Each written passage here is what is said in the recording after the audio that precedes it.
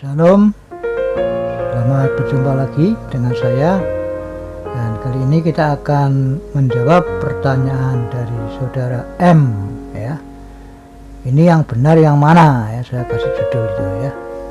Demikian ya, M ini berkata, Anda harus belajar untuk memahami bahwa keempat Injil ditulis untuk 4 segmen dengan kronologis ucapan Tuhan Yesus di atas kayu salib. Ya, lalu dia melanjutkan lagi. Nah, maka saya bertanya tentang perkataan Yesus di kayu salib itu yang saling berbeda pada saat kematiannya. Ya, misalkan ini di Matius 27 ayat 45 sampai 51 berkata, kata Yesus, Eli Eli lama sabachthani, maka matilah Yesus. Kemudian di Markus 15 ayat 5 sampai 34 ditulis, kata Yesus, Eloi Eloi, maka matilah Yesus ya. Kemudian di Lukas 23 ayat 46 tulis, katanya, ya Bapa, ke dalam tanganmu kuserahkan nyawaku, maka matilah Yesus gitu ya. Dan Yohanes ini 19 ayat 30 berkata, kata Yesus, selesai. Kata Yesus, sudah selesai, maka matilah Yesus. Nah, keempat penulis Alkitab ini yang nyata berbeda-beda, apakah diucapkan oleh Yesus secara serentak langsung dari mulut berbeda-beda satu kali ucapan? Nah, itu pertanyaannya ya.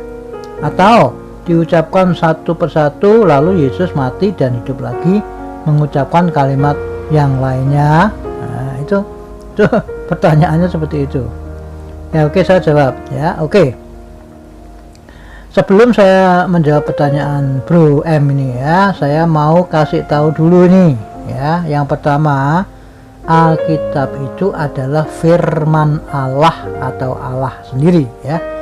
Mana itu dasarnya? Ini ya, Yohanes 1 ayat 1. Demikian bunyi firman Allah. Pada mulanya adalah firman, firman itu bersama-sama dengan Allah, dan firman itu adalah Allah. Jelas ya? Nah, Allah itu bro harus tahu, ia tidak bisa salah dan tidak bisa dusta. Ingat, camkan itu ya, baik-baik ya. Di mana dasarnya? Nah, ini ayatnya ya. Bilangan 23 ayat 19. Demikian firman Allah. Allah bukanlah manusia sehingga ia berdusta, bukan anak manusia sehingga ia menyesal. Masakan ia berfirman dan tidak melakukannya, atau berbicara dan tidak menepatinya? Nah, ini pertanyaan ya dari bilangan ini. Maksudnya Allah itu tidak bisa dusta dan tidak bisa salah gitu ya. Nah, sebaliknya manusia itu justru bisa banyak salahnya dan banyakan dustanya. Nah, itu oke ya. Jadi firman Allah itu adalah kebenaran bro, yang kedua ya. Ini ayatnya ya, Yohanes 17 ayat yang ke-17. Kuduskanlah mereka dalam kebenaran, firman-Mu adalah kebenaran ya. Lawan katanya atau yang bukan Alkitab maksudnya ya, mau kata manusia siapapun dia ya, buku-buku, kata internet, kata apapun juga lah. Nah, itu adalah kesalahan atau dusta. Nah, jadi dua hal itu bro harus tangkap dulu tentang Alkitab ya. Artinya kalau ada manusia yang meragukan, menyalahkan, tidak percaya dan sebagainya tentang Alkitab, maka ia itu adalah seorang pemfitnah atau penyerong atau penyesat dan sebagainya lah ya. Bahasa Jawanya itu orang semacam itu adalah kemelinti ya, kemelinting ya. Nah, jelas kami semua orang percaya di seluruh dunia ya akan tetap percaya kepada kata Alkitab daripada kata yang lain tadi ya, kata manusia siapapun dia bro. Oke, udah paham ya. Lalu M ini berkata, oke Pak, jadi bagaimana jawab Bapak tentang kontradiksi di atas? Nah, oke. Gini ya, biasanya pertanyaan kayak gitu itu datangnya dari aliran sesat atau salah, bro. Selalu aliran kayak gitu tuh mencari-cari kesalahan Alkitab, padahal dirinya sendiri yang tidak bisa memahami karena ia tidak punya Roh Kudus. Nah, jadi ia itu hanya membaca ya, mencari di mana ada ayat-ayat yang seolah-olah kontradiksi, lalu dijadikan bahan untuk menyalahkan firman Allah atau Alkitab gitu loh. Padahal bukan kontradiksi, namun saling melengkapi ya. Hanya karena orang itu dasarnya memang kan udah tidak percaya atau benci ya, maka ia berkata Alkitab kontradiksi, kan begitu. Nah, jadi bro harus tahu dulu hal yang sangat penting itu ya. Kalau bro cuma membaca sekilas saja kayak gitu lalu main comot gitu ya, kemudian membuat kesimpulan sendiri ya, maka jelas itulah kesalahannya ya, kesesatannya di situ ya. Lalu M ini berkata, maksudnya ya, saya jawab ya, maksudnya bro itu harus membaca kronologi dari kisah yang bro anggap beda penulisan antara orang yang satu dengan yang lain itu. Jangan main comot aja kayak gitu, kemudian menggabungkannya menjadi satu kronologi yang lengkap, kan begitu. Nah, itu baru namanya mengkaji kebenaran. Nah, lalu M ini berkata, oh gitu. Nah, saya jawab ya, dengar, Alkitab itu ditulis oleh Allah memakai hamba-hambanya yang berbeda profesi dan waktu ya. Ya, profesi ada yang imam, ada yang raja dan sebagainya ya. Nah, kurun waktu yang diperlukan menulis itu sekitar 1500 tahun itu, bro, tidak main-main ya. Namun walaupun demikian, mereka semua yang menulis itu sesuai pimpinan Allah, maksudnya dipimpin oleh Roh Allah ya. Jadi tidak mungkin salah atau kontradiksi gitu loh. Nah, ini ayatnya ya, 2 Timotius 3 ayat 16. Segala tulisan yang diilhamkan Allah memang bermanfaat untuk mengajar, untuk menyatakan kesalahan, untuk memperbaiki kelakuan, dan untuk mendidik orang dalam kebenaran. Ya, perhatikan kata diilhamkan Allah itu, bro. Artinya adalah mereka semua itu dipimpin oleh Allah, bukan dipimpin oleh atau bukan ditulis oleh pikirannya sendiri gitu loh. Nah, lalu M ini berkata, lah tapi kok kenapa Matius, Markus, Lukas, dan Yohanes tuh menulis hal yang berbeda dari kisah yang sama, Pak? Nah, saya jawab, sekali lagi bukan berbeda, bro, melainkan saling melengkapi ya. Karena bro itu mau diombang-ambingkan oleh angin pengajaran sesat macam itu, jadinya ya bro harus paham dulu artinya saling melengkapi itu apa. Lalu M ini berkata, oh gitu, lah artinya apa tuh, Pak? Nah, saya jawab, saling melengkapi itu artinya adalah apa yang tidak ditulis oleh Matius itu ditulis oleh Markus, dan apa yang tidak ditulis oleh Markus ditulis oleh Lukas. Lalu apa yang tidak ditulis oleh Lukas ditulis oleh Yohanes, dan seterusnya gitu, bro. Itu namanya saling melengkapi, paham kah? Lalu M ini berkata, oh gitu. Nah, tapi kenapa Matius menulis Eli Eli tapi Markus menulis Eloi Eloi, Pak? Itu kan jelas beda, Pak. Coba baca ya, Pak, di Matius 27 ayat 46 nih, Pak. Kira-kira jam 3 berserulah Yesus dengan suara nyaring. Nah ini, Pak, Eli Eli lama sabachthani, kan jelas ya, Pak. Artinya, Allahku Allahku mengapa engkau meninggalkan aku. Kemudian Markus 15 ayat 34, Pak, demikian bunyi firman Allah, dan pada jam 3 berserulah Yesus dengan suara nyaring. Nah ini, Pak, Eloi Eloi lama sabachthani, yang berarti Allahku Allahku mengapa engkau meninggalkan aku. Kan beda jelas sekali dah, Pak. Saya jawab, waduh, Sudah dikatakan di atas bahwa orang yang memang dasarnya tidak percaya pada Alkitab itu, ya kerjanya cuma begitu ya, cari-cari kesalahan aja bro. Ya, dengar ya. Ayat-ayat yang bro tanyakan di atas itu adalah penggenapan dari Mazmur 22 ayat 2. Nah ini bunyinya ya, Mazmur 22 ayat 2. Allahku, Allahku, mengapa engkau meninggalkan aku? Ya toh, cepat sekali kan. Lalu dilanjutkan, aku berseru tetap, engkau tetap jauh dan tidak menolong aku. Nah, jadi Yesus mengucapkan sesuai ayat Mazmur itu bro. Cuma bro harus tahu bahwa Mazmur 22 ayat 2 itu ditulis dalam bahasa Ibrani ya, karena Alkitab Perjanjian Lama atau apa PL itu kan ditulis dalam bahasa Ibrani aslinya gitu loh. Nah, Matius menulis perkataan Yesus itu sesuai dengan Mazmur 22 ayat 2, yakni dalam bahasa Ibrani juga. Nah, ini Matius ya, makanya dia menulis Eli Eli lama sabachthani. Ini bahasa Ibrani yang sesuai dengan Mazmur tadi. Sedangkan Markus menulis perkataan itu memakai bahasa Aram. Nah, makanya Eloi Eloi lama sabachthani ya. Ini bro harus tahu dulu ini penjelasan ini. Jangan asal lihat hurufnya beda lalu bro berkata beda ya. Tidak mungkin, bedanya di mana ya. Kalau bedanya penulisan bahasa ya jelas. Itu sudah tidak usah tanyakan. Semua orang tahu kalau itu memang beda bahasa penulisannya. Nah, tapi kan bukan beda artinya, itu kan yang penting bro ya.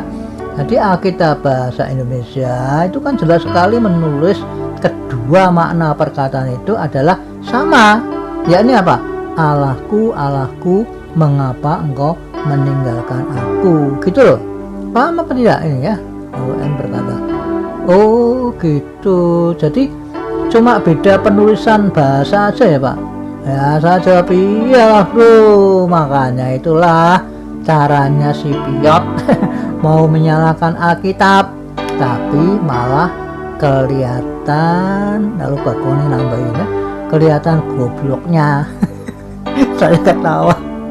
Nah, jadi Eli Eli lama sabachthani itu bahasa Ibrani, itu artinya sama dengan Eloi Eloi lama sabachthani atau bahasa Aram bro, paham ya? Nah, lalu M ini berkata, oh gitu, wah jadi saya yang salah paham ya Pak. Saya pikir kok beda penulisan antara Matius dan Markus, ternyata artinya sama ya, cuma beda penulisan dalam bahasa aja ya. Saya jawab iya bro, yang salah paham itu ya orang yang membuat pertanyaan itu, dan bro menjadi salah satu korban penyesatan orang itu gitu loh. Kan jelas ditulis dua tulisan itu artinya sama, ya ini apa? Allahku, Allahku, mengapa engkau meninggalkan aku. Nah itu yang penting itu artinya. Kalau di bro menilai dari beda bahasanya ya tentu saja Alkitab apalagi ada dalam berbagai macam ribuan bahasa kan. Bahasa Inggris nanti beda lagi, bahasa Belanda beda lagi, bahasa Jepang ya itu bukan begitu menilainya caranya. Ini kan orang yang konyol tidak mudeng, tidak paham ya pertanyaannya, makanya tidak mutu kan ya. Jadi paham ya. Lalu M ini berkata, oh iya jadi tapi kenapa Pak Lukas kok dan Yohanes kok menulis dengan berbeda dengan Matius dan Markus Pak? Waduh, itu main comot aja bro, tidak membaca kronologinya. Nah, Lukas dan Yohanes memang tidak menulis apa yang ditulis oleh Matius dan Markus ya. Namun Lukas menulis detik-detik terakhir sebelum Yesus wafat gitu loh bro. Nih baca pelan-pelan ya, di Lukas 23 ayat 46 ya, demikian firman Allah. Lalu Yesus berseru dengan suara nyaring, ya Bapa, ke dalam tanganmu kuserahkan nyawaku. Dan sesudah berkata demikian, ia menyerahkan nyawanya. Jadi waktu Yesus mengucapkan Eli Eli lama sabachthani itu Yesus belum langsung wafat bro. Wah, ini orang yang tidak tahu kronologinya digabung-gabung kayak gitu, dicomot-comot ya, orang yang baca dengan sekilas saja ya memang jadi ikut bingung. Iya kan? Tapi setelah kita membaca kronologi yang sesungguhnya, oh urutannya begini, nah baru orang tahu, memahami dengan benar gitu loh. Ya itulah. Nah setelah itu baru Lukas menulis apa yang tidak ditulis oleh Matius dan Markus gitu loh ya. Kalau Yohanes menulis lebih rinci bro, yakni sebelum Yesus menyerahkan nyawanya itu Yesus diberi minum anggur asam dulu dan sebagainya diceritakan oleh Yohanes secara rinci, yang lain tidak ya. Nih Yohanes 19 ya, saya cuplek ya, ayat 28 sampai 30 dikatakan demikian oleh firman Allah. Sesudah itu karena Yesus tahu bahwa segala sesuatu telah selesai, berkatalah ia, supaya genaplah yang ada tertulis dalam kitab suci, aku haus. Nah ini yang nulis Yohanes semua ini ya. Di situ ada suatu bekas penuh anggur asam, maka mereka tidak diceritakan siapa, mencucukkan bunga karang yang telah dicelupkan dalam anggur asam pada sebatang hisop, lalu mengunjukkannya ke mulut Yesus. Nah ini kan Yesus kan sudah berada di salib toh. Nah sesudah Yesus meminum anggur asam itu, berkatalah ia, sudah selesai. Nah jadi kita ini harus ketahui kronologinya ya. Lalu ia menundukkan kepalanya dan menyerahkan nyawanya. Jadi apa yang ditulis oleh Yohanes itu tidak ditulis oleh Matius, Markus dan Lukas semacam apa secara rinci gitu loh bro. Nah Matius hanya menulis hal Yesus diberi minum anggur campur empedu secara singkat aja ya. Nih Matius 27 ayat 34 dia menulis begini ya. Lalu mereka memberi dia minum anggur bercampur empedu. Setelah ia mengecapnya, ia tidak mau meminumnya, ya kan? Markus juga menulis peristiwa itu singkat saja. Markus 15 ayat 36.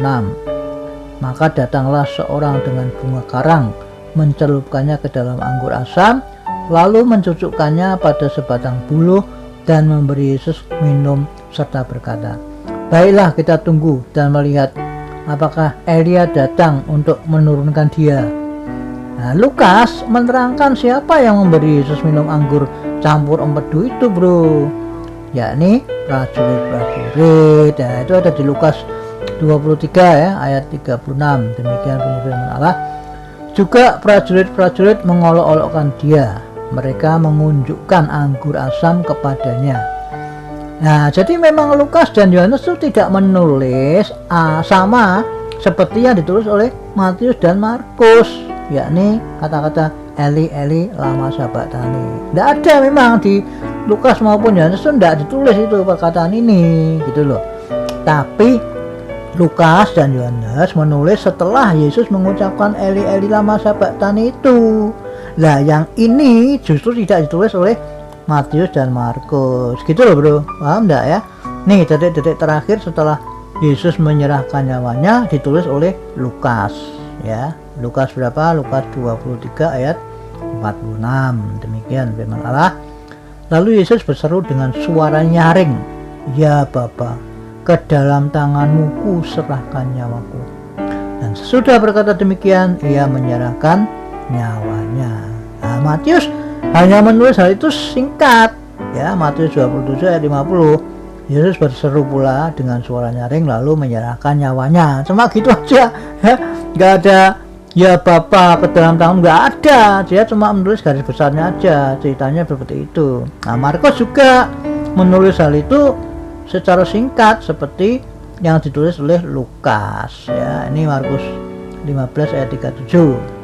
Demikian firman Allah. Lalu berserulah Yesus dengan suara nyaring dan menyerahkan nyawanya. Ya kan, cuma begitu aja nulisnya ya.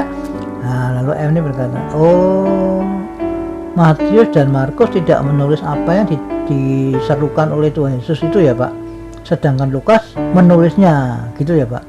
Betul bro. Nah, itulah yang disebut saling melengkapi bro ya. Yohanes tidak menulis seperti Matius, Markus, Lukas, namun Yohanes menulis apa yang tidak ditulis oleh Matius, Markus, Lukas. Misalkan Yohanes 19 ayat 30 ya, demikian bunyi firman Allah. Sesudah Yesus meminum anggur asam itu, berkatalah ia, sudah selesai. Lalu ia menundukkan kepalanya dan menyerahkan nyawanya. Nah, perhatikan, Yesus setelah minum anggur asam, berkatalah ia, sudah selesai. Nah, kalimat sudah selesai ini tidak ditulis oleh Matius, Markus, dan Lukas, bro. Hanya Yohanes yang menulis gitu loh. Lalu ini berkata, oh iya. Jadi maksudnya bukan kontradiksi tapi saling melengkapi ya Pak. Nah ya betul, itu maksudnya saling melengkapi itu seperti itu. Jadi kesimpulannya, bro harus ingat ya, Alkitab tidak bisa dusta dan tidak pernah salah ya. Sebaliknya manusia siapapun di dunia ini bisa salah, bisa dusta. Ingat-ingat itu ya. Nah, jadi apa yang bro tanyakan di atas itu sudah adalah pertanyaan anak asal-asalan ya, yang dibuat oleh orang yang tidak percaya kepada Tuhan Yesus. Itu pasti ya, dari pertanyaannya sudah kelihatan toh. Asal main comot aja kayak gitu dan tidak membaca kronologinya bagaimana, ya tujuannya memang ingin membuat ragu-ragu orang kepada Alkitab, kan begitu. Padahal justru pertanyaannya itu malah menunjukkan kebodohannya sendiri gitu loh. Paham kan tidak? Lalu M ini berkata, oh iya, paham Pak, saya Pak. Wah, kalau nggak ada yang menjelaskan gini ya memang bisa kena jebakan iblis Pak, lewat pertanyaan macam di atas Pak. Ya saya jawab, ya makanya bro harus bertobat, dibaptis, alami lahir baru dalam air dan roh, lalu memiliki Roh Kudus. Nah kalau bro memiliki Roh Kudus ya bro tidak akan mudah diombang-ambingkan oleh angin pengajaran macam itu. Gara-gara tidak punya Roh Kudus itu jadinya bro asal terima ajaran kayak gini lewat pertanyaan macam itu ya ikut bingung. Wah Alkitab ini benar apa tidak, kok terjadi kontradiksi dan sebagainya. Loh kayak gitu kan akhirnya bro imannya terombang-ambing namanya kan. Tapi kalau bro punya Roh Kudus, bro bisa tahu, oh ini pertanyaan jebakan ini ya. Begitulah kira-kira, paham ya? Oke, Tuhan Yesus memberkati, amin.